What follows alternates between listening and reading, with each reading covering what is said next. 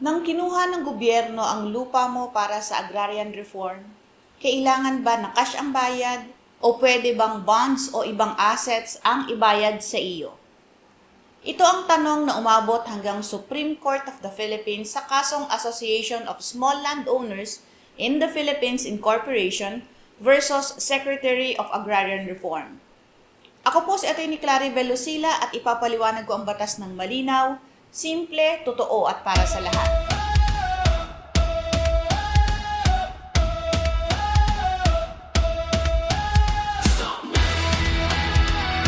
Taong 2021, binago ng Korte Suprema.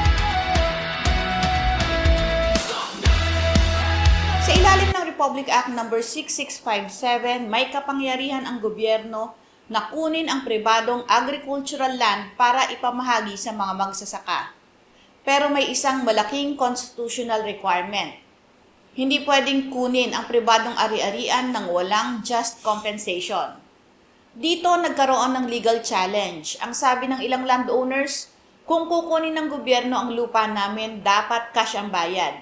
Hindi pwedeng bonds o tax credits. Sa madaling salita, ang tanong, valid ba na hindi puro cash ang bayad sa lupa na expropriated sa ilalim ng agrarian reform? Ayon sa Supreme Court, ang sagot ay oo, pwede. Sinabi ng court na ang agrarian reform ay hindi ordinaryong expropriation. Ito ay isang malawak at pambansang programa na may layuning ipamahagi ang lupa sa mga magsasakang matagal nang walang sariling lupang sinasaka. Dahil sa laki ng programang ito, aabuti ng daang bilyong piso ang kailangang bayaran ng gobyerno. Kung pipilitin na puro cash ang bayad, maaaring hindi na matuloy ang buong agrarian reform program. Ipinaliwanag ng Supreme Court na ang just compensation ay hindi lang nakadepende sa kung cash ba o hindi. Ang mahalaga ay ang kabayaran ay real, substantial at may katumbas na halaga ng lupang kinuha. Sa ilalim ng Comprehensive Agrarian Reform Program, pwedeng bayaran ang landowner sa pamamagitan ng cash bilang partial payment, LBP bonds, shares sa government-owned and controlled corporations, tax credits at iba pang financial instruments. Ang mahalaga, ang kabuoang halaga ay katumbas ng market value ng lupa. May isa pang mahalagang prinsipyo na nilinaw ang Supreme Court. Ang determination ng just compensation ay pinal na trabaho ng korte, hindi ng administrative agency.